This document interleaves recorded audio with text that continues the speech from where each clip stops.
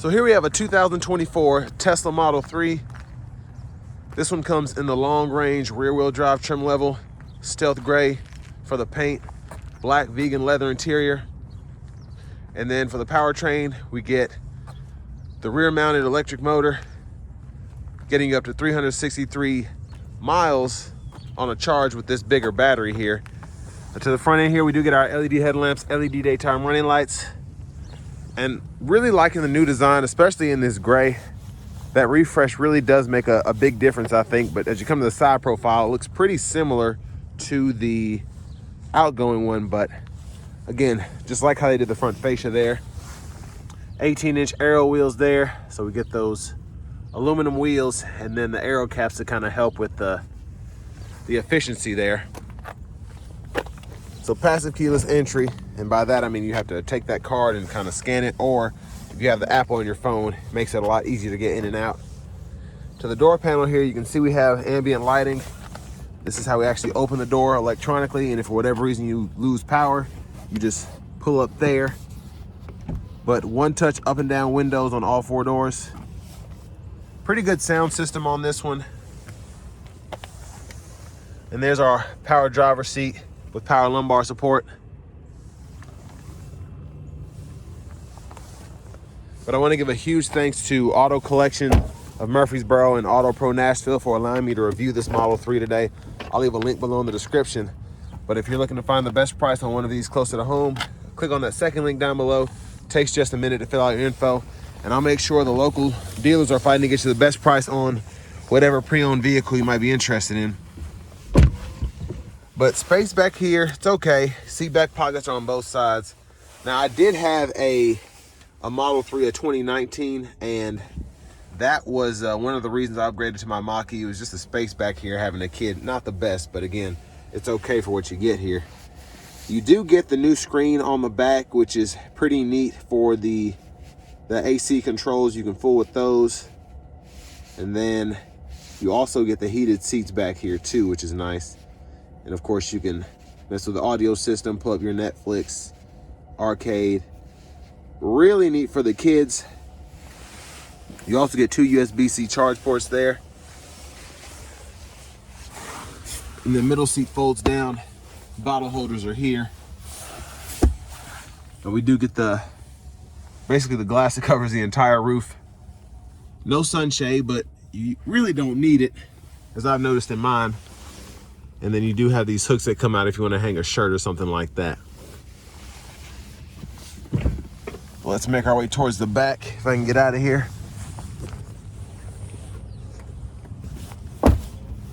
Now, if you need a charge, just open that up there and plug in a supercharger or at home. But also like the new rear end as well. LED tail lamps. And then we do get a power boot here, which is a nice touch. And then big deep pockets on the sides here, which is great. And then underneath here, we have space to put additional things, or if you want to put your tire inflator kit there, you can.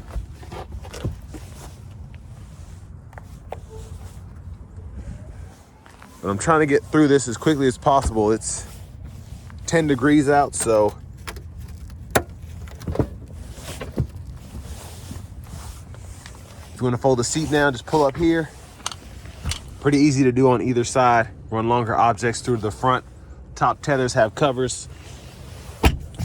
And then our lower anchors right in there. Stowed pretty nicely in there, so it won't be easy getting those in, but makes them more secure.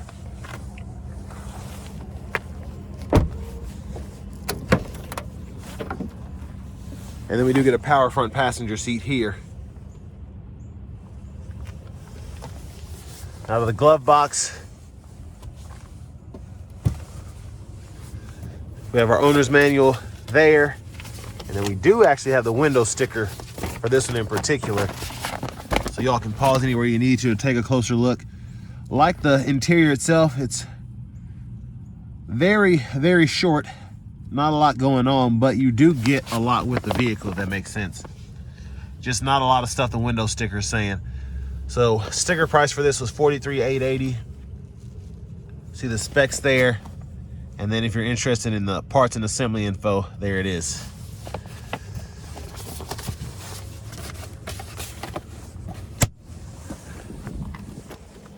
Now I should open the front from right here. Oh, that was a lock. Okay.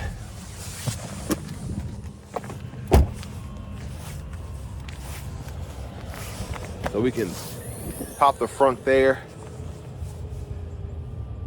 Then windshield washer fluid goes here.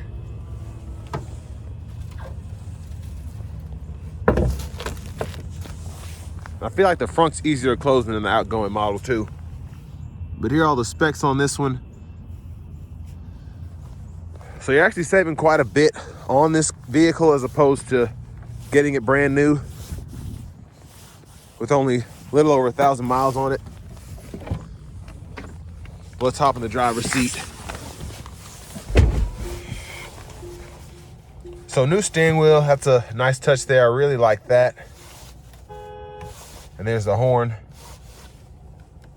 And you have buttons for basically everything, which I like. And this is actually a cool setting, being able to just hold this and then you can adjust the headlamps themselves. Blinkers are here. And then you can activate your adaptive cruise and whatnot there. Voice recognition. And then you have a shortcut for the wiper. But over here to the actual screen itself, this is where pretty much everything runs off of. So you have this nice animation here. Open the trunk, open the charge port, lock or unlock the doors, the front. And then you can try the full self-driving. This one does have that subscription, so it expires at the end of this month. But you can turn it on if you want to and use that. And then for the shifter, basically just hit the brake, pull down, and then reverse or drive there. And then you can just tap there for park.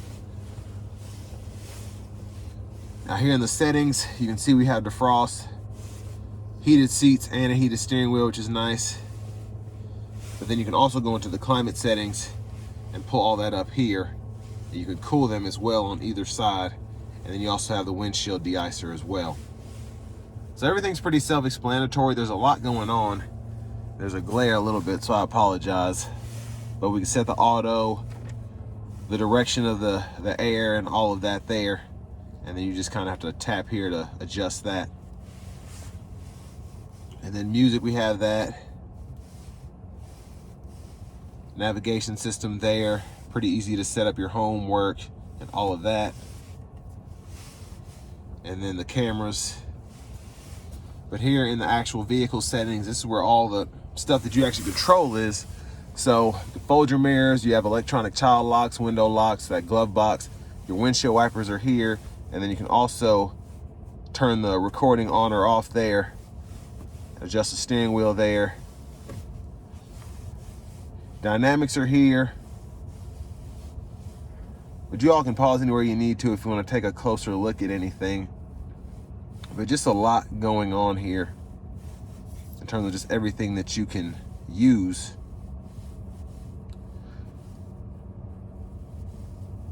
But this kind of shows what all's included here. We get the full self-driving computer 4 on this Model 3 long range. So of course we get the standard autopilot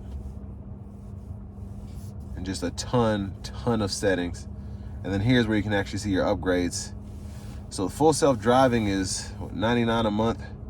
It's not bad, as opposed to having to pay that big number up front for the software. But gonna take one more look at the backup camera, get a closer look at that.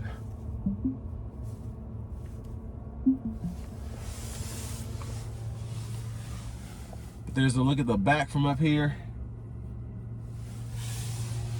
You get 2 wireless charging pads here. Nice storage with a 12 volt. And then we have 2 bottle holders in there. And then the center console cubby space kind of runs through if you ever need that. Hazards are there. And then we still get those folding vanity mirrors. But next, let's go ahead and take this 2024 Tesla Model 3 long range rear wheel drive out on the road for a test drive. So starting the test drive in this Tesla Model 3 here, where it got a refresh, still a lot feels the same with this car, but a lot feels different as well. We do have the newer steering wheel, which I'm actually coming to like, even though it looks kind of weird. I like how all the buttons have been updated and we don't have the shifter on the side anymore. But I also like that we still have the minimalist screen here, and then we get 2 wireless charging pads down here. So again, a lot of similarities that I appreciate, but also a lot of stuff that has changed, which is nice. So I'm testing out the full self-driving here. We have the animation over on the side there. So it's kind of keeping that safe distance between myself and this truck in front of me, staying in the lanes, kind of keeping an eye on all the traffic as well.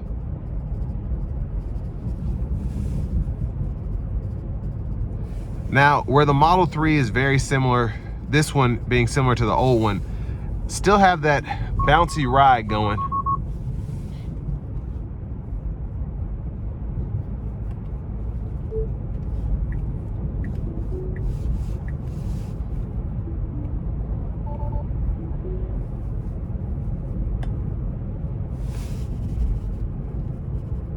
But overall, pretty quiet in here. Relatively comfortable ride. Again, it's on the bouncier side, and I remember having that same issue when I had mine, but you're driving a Tesla, so you're really not worried about that. The ride isn't that terrible, let me put it that way.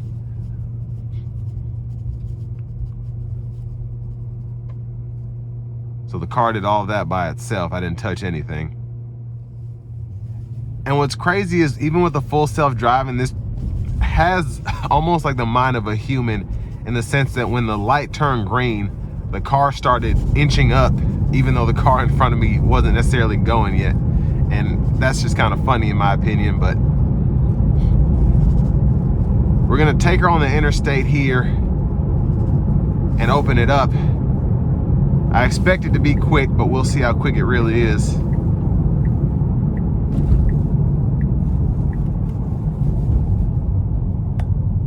Gonna slow down a bit here. Here we go.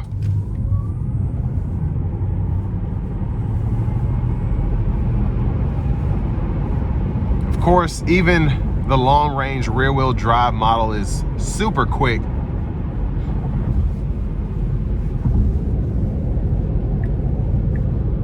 And I love having all the cameras here, because this is a perfect way to see in my blind spot without having to look.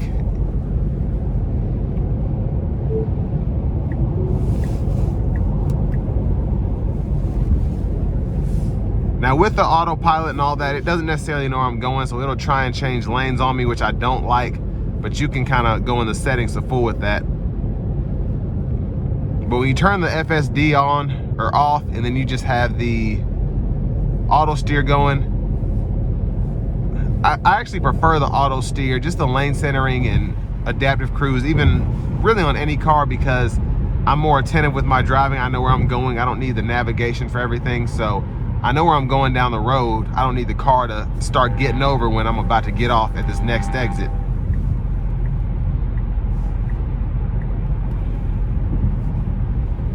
But the ride does feel a bit better on the interstate for longer drives. And it's nice to have that, because you do get a range of 363 miles. So you do want that more refined ride quality coming down the interstate.